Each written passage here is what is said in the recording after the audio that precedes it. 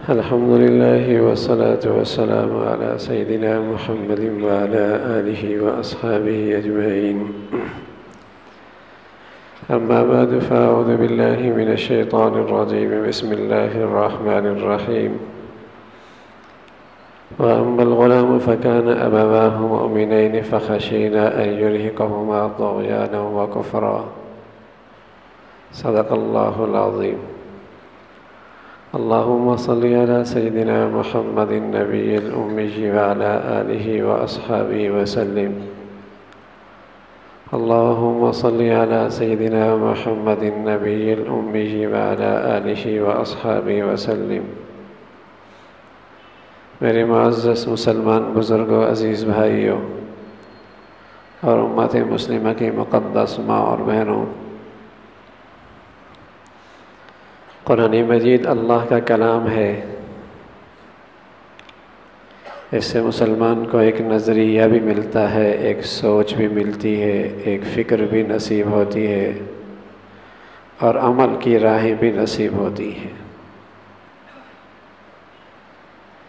حضرت خضر علیہ السلام حضرت موسیٰ علیہ السلام کے ساتھ سفر میں ہیں۔ ایک معصوم سا بچہ نظر آتا ہے اور اسے پکڑ کر اس کی گردن اس کے تن سے جدا کر دیتے ہیں۔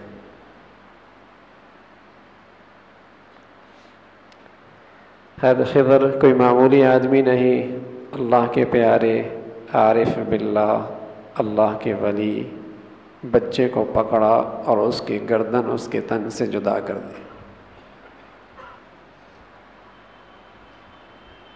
حضرت موسیٰ علیہ السلام دیکھ رہے، فرمایا اس بچے نے کیا جرم کیا ہے کہ آپ نے اس کی جان لے لی ہے؟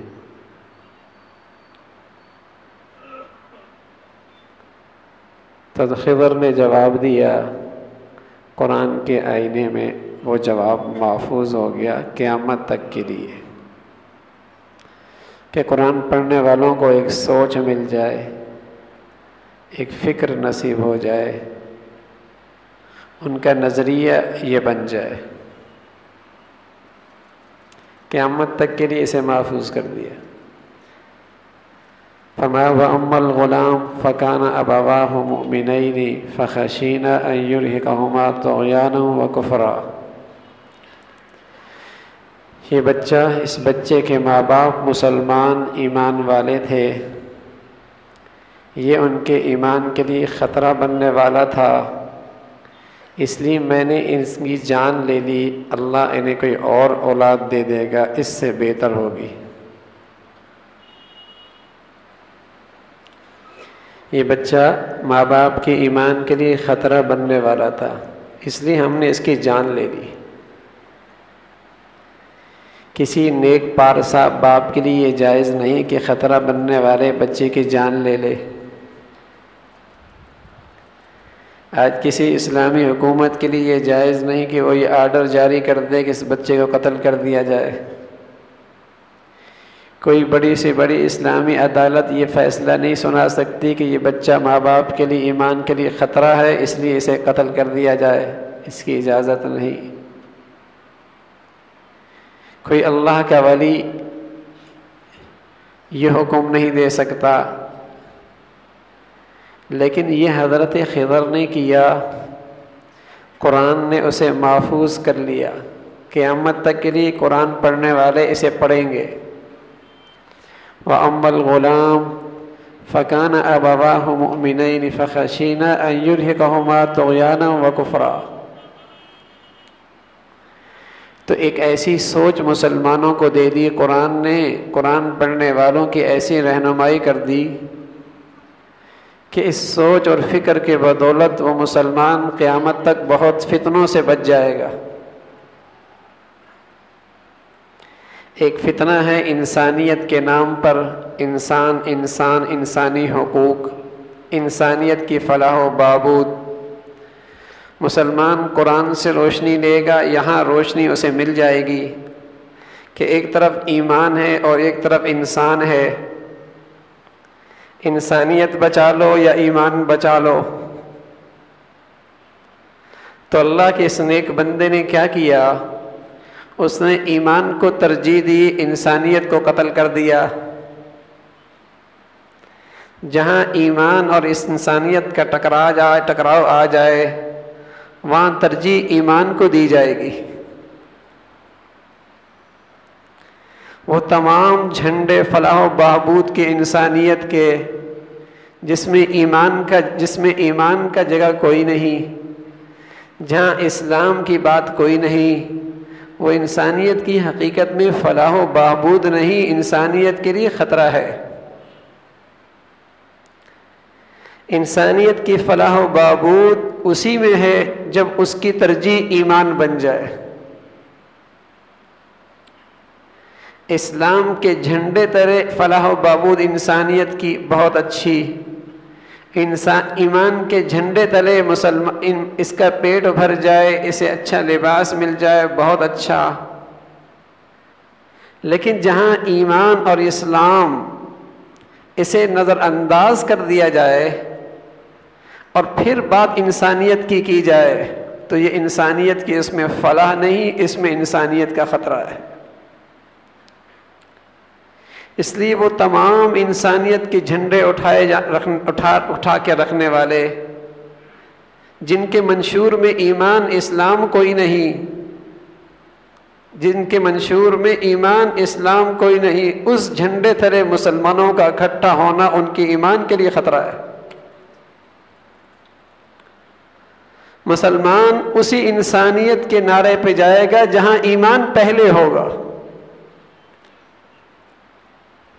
اسی انسانیت کے منشور کے پیچھے چلے گا جہاں اسلام کو سب سے اوپر ترجیح ہوگی، جہاں صرف نعرہ انسانیت کا ہے اور وہاں ایمان اسلام دشمنی ہے، وہاں ایمان اسلام کی دشمنی ہے۔ سچ یہ کہ وہ انسانیت کی فلاح و بہبود نہیں۔ تو اس سے ایک سوچ ملی ہے محمد الرسول اللہ۔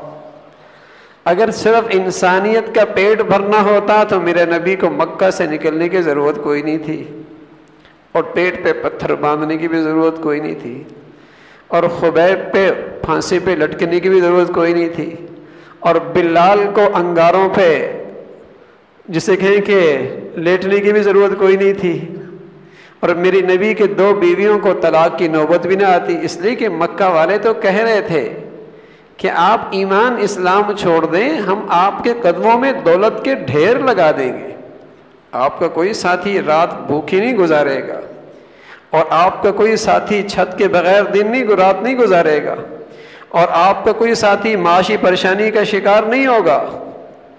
یہ انہوں نے پیشکش کی تھی، لیکن میرے نبی جانتے تھے اللہ کی طرف سے وحی تھی، اللہ کی رہنمائی تھی کہ انسانیت کی فلاح صرف پیٹ بھرنا نہیں، اور اس کی معاشی خوشحالی نہیں، اس کے تن پہ لباس آنا اس کی فلاح نہیں، اس کی فلاح تو یہ ہے کہ ایمان اور اسلام اس کا محفوظ ہو جائے، اس کے ساتھ پیٹ بھر جائے تب بھی مبارک، فقر ہو تب بھی مبارک،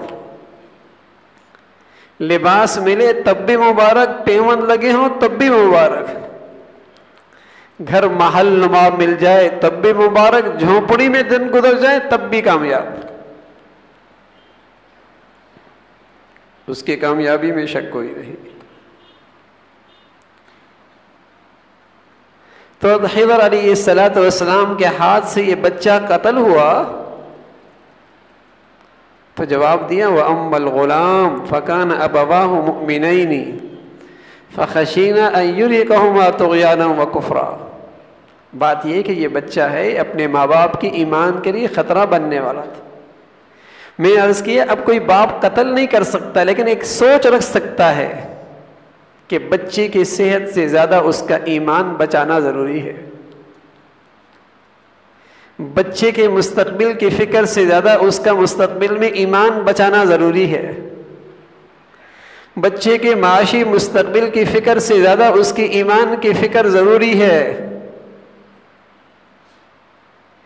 میری بچی کا مستقبل روشن ہو جائے اس سے زیادہ ضروری ہے کہ اس کا ایمان روشن ہو جائے، یہ سوچ دینا چاہتا ہے۔ جب مسلمان قرآن سے روشنی لیا کرتا تھا اور نبی کی پیاری زندگی اس کے ارد گرد زندہ تھی اور نبی کی سیرت سے روشنی لیا کرتا تھا، اور جب صحابہ کی عظمت کے تذکرے اور صحابہ اس کی زندگی میں کامیاب لوگ ہوا کرتے تھے، ان کی عظمت کے تذکرے ان کے بچوں کے زبان پر، ان کے گھروں پر، ان کے تعلیمی اداروں میں ہوا کرتے تھے،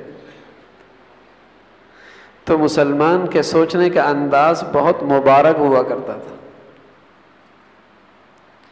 پھر اس کے ہاں وہی عزت ہوتی تھی جسے قرآن عزت کہتا، جسے حضور کی سیرت میں عزت کہا گیا وہ اس کی نظر میں عزت، جسے صحابہ نے عزت سمجھا وہ اس کی نظروں میں عزت۔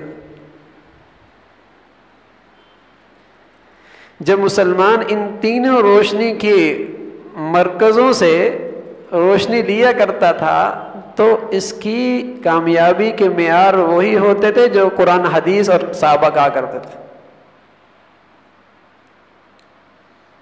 اس کی کامیابی کی معیار وہی ہوا کرتے تھے جو یہاں سے اسے ملا کرتے تھے،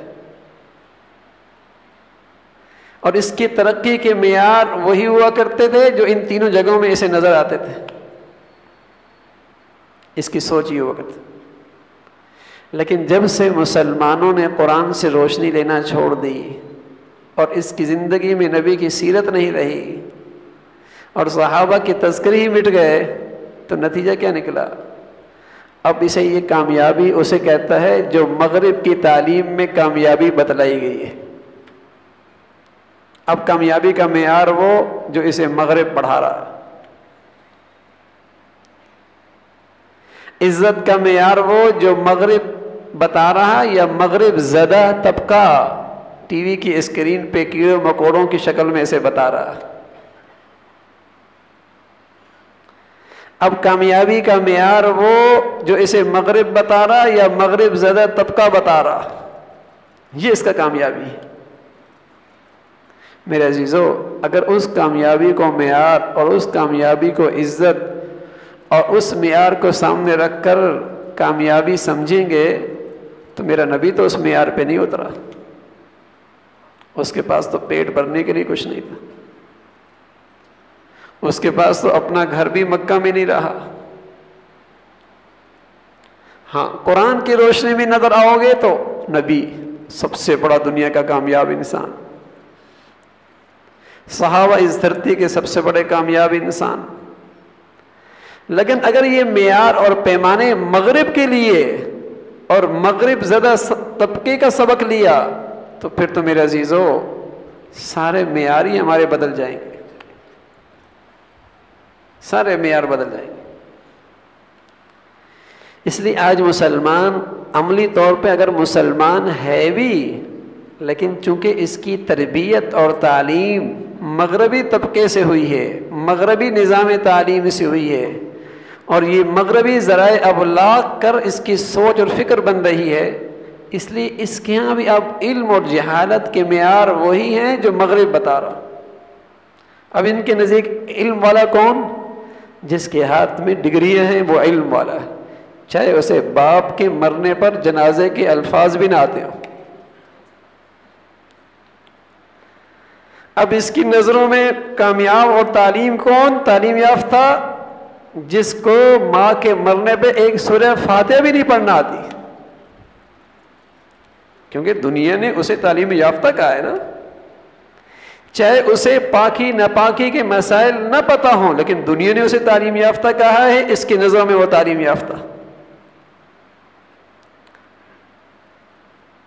تو پھر علم اور جہالت کے معیار وہ ہوں گے جو مغرب بتائے گا، عزت اور ذلت کے پیمانے وہ ہوں گے جو مغرب بتائے گا، کامیابی اور ناکامی کے معیار وہ ہوں گے جو مغرب بتائے گا۔ اگر یہ قرآن پڑھتا اور نبی کی زندگی پڑھتا اور صحابہ کی عظمت اس کے سامنے ہوتی، سبحان اللہ، پھر اس کے عزت کے پیمانے اپنے ہوتے، پھر کامیابی کے معیار اس کے اپنے ہوتے، پھر دوستی کے معیار اپنے ہوتے۔ لیکن میرے عزیزو، جب مسلمان ان تینوں روشنی کی جگہوں سے روشنی نہیں لیتا تو ایک بڑی گمراہی آ جاتی ہے. وہ کیا؟ یہ ذہنی اور فکری طور پہ مرتد ہونے لگتا ہے. ذہنی اور فکری طور پہ ارتداد. وہ سوچتا وہ ہے جو مغرب نے کہا ہے، کیونکہ ترقی وہی، وہ کہتے ہیں ترقی اس کا نام ہے. تو پھر مسلمان بھی سوچتا ہے پردے کے ساتھ تو یہ ترقی نہیں ہو سکتی، الیاذ باللہ. سود کے بغیر تو یہ کاروبار نہیں ہو سکتا. آج اسلام کو زندہ کر دیا جائے تو ہم دنیا میں پیچھے رہ جائیں گے. یہ فکری ارتداد کی نشانی ہے، یہ ذہنی ارتداد ہے. حالانکہ قرآن میں تو کامیابی کا معیار یہ تھا کہ بھوکا رہ جائے، حلال کھا کے مر جائے، کامیاب ہے. لیکن مغرب نے کامیابی کا معیار کیا بتایا؟ پیسہ اکٹھا کر لے، زندگی کی آسائش وسائل اکٹھا کر لے، چاہے حرام سے ہو. اب یہ اس کے پیچھے دوڑتا. تو آج میرے عزیزو، جو عصری علوم ہیں، اگر وہاں گھر کا ماحول بھی اچھا نہ ملے اور قرآن اور حدیث سے تعلق نہ ہو اور صحابہ کی عظمت نہ ملے، تو خطرہ یہ ہے کہ یہ اولادیں آئندہ نسلوں میں ارتداد کا شکار ہو جائے. اس لیے تھانوی رحمۃ اللہ علیہ فرمایا کرتے تھے، 1 صدی پہلے فرمایا گیا، فرمایا جن کے بچے عصری اداروں میں جاتے ہیں ان بچوں کے لیے علماء کی صحبت فرض کے درجے میں ہے، تاکہ مغربی اثرات سے ان کے بچے محفوظ رہ سکیں. مغربی اثرات سے ان کے دل و شعور محفوظ رہ سکیں. دیکھیے نا، جب بھی عالم اسلام میں اور عالمی دنیا میں کوئی بڑا واقعہ پیش آتا ہے، ایک طبقہ تو وہ ہوتا ہے جس کا تعلق قرآن سے، حدیث سے، علماء سے، وہ بھی اس واقعے سے نتائج لیتا ہے. اور ایک وہ طبقہ ہوتا ہے جس کا قرآن سے، حدیث سے، صحابہ سے تعلق نہیں ہوتا، علماء کی صحبت نصیب نہیں ہوتی، وہ بھی ان حالات سے اور اس واقعے سے متاثر ہوتا ہے. لیکن دونوں میں بڑا فرق ہوتا ہے. آپ دیکھیے گا اس وقت جو عالمی سطح پہ ایک واقعہ پیش آیا شیخ اسامہ کی شہادت کا، ایک طرف تو وہ طبقہ ہے جو الحمدللہ قرآن حدیث سے جڑا ہوا ہے، علماء سے جڑا ہوا ہے، الحمدللہ. غم اسے بھی ضرور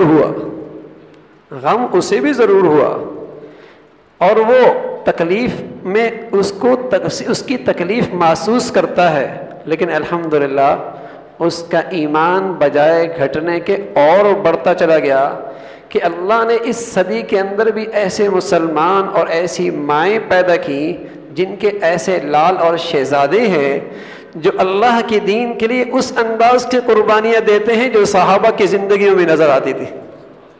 ایک سوچ تو یہ ہے، یہ سوچ اس طبقے کی ہے جس کا تعلق قرآن سے، حدیث سے، صحابہ سے، جس کے سامنے کامیابی کا معیار یہ چیزیں ہیں، وہ ان سے معیار دیکھتا ہے. تو وہ اس واقعے سے یہ سبق لیتا ہے، وہ اندر ہی اندر خوش ہوتا ہے کہ اللہ نے اس دور کے اندر بھی ایسے لوگ پیدا فرمائے جہاں لوگ قومیت کے نام پہ مر رہے ہیں، وطن کے بت ان کے سامنے ہیں، زبان کے بت ان کے سامنے ہیں، علاقے کے بت ان کے سامنے ہیں، اور اپنی زندگیاں ان بتوں کے سامنے قربان کر رہے ہیں. اور ایک یہ شخص ہے جو عرب سے نکلتا ہے، کبھی وہ روتا ہے تو فلسطین کے مسلمان کے لیے، کبھی وہ تڑپتا ہے تو افغانستان کے مسلمان کے لیے، کبھی وہ روتا ہے تو تنزانیہ کے مسلمان کے لیے، کبھی وہ تڑپتا ہے تو الجزائر کے مسلمان کے لیے، کبھی وہ روتا ہے تو مسلمان حرمین شریفین کے لیے، کبھی وہ روتا ہے تو بیت المقدس کے لیے. مسلمان اس کا کردار دیکھ کر حیران ہوتے ہیں کہ اللہ نے اس صدی کے اندر بھی ایسے مسلمان پیدا فرمائے. ایک سوچ کا زاویہ یہ ہے کہ اس صدی کے اندر بھی ایسے قیمتی لوگ موجود ہیں.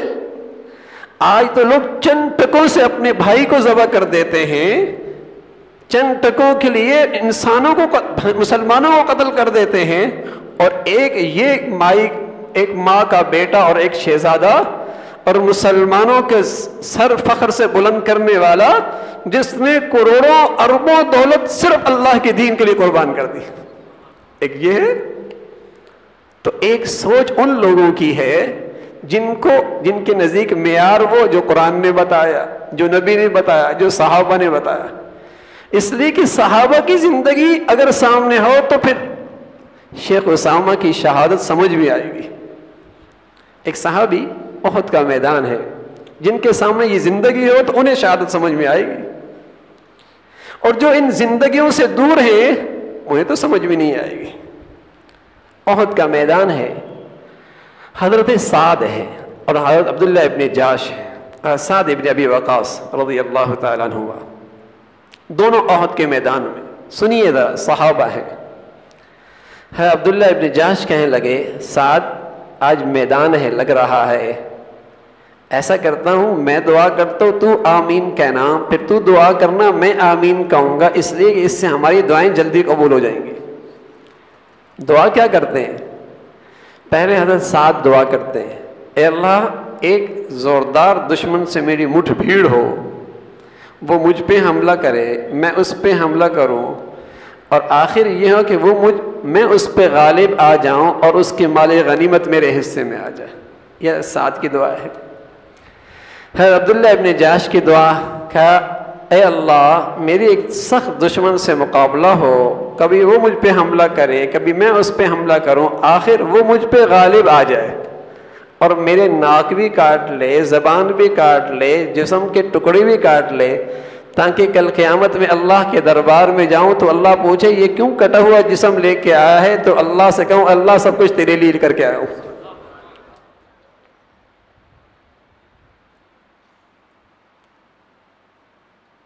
ہاں میرے عزیزو، جب مسلمان قوم کو صحابہ کے واقعات زندگی سامنے تھی تب انہیں پتہ ہوتا تھا اس امت کے محسن کون ہے۔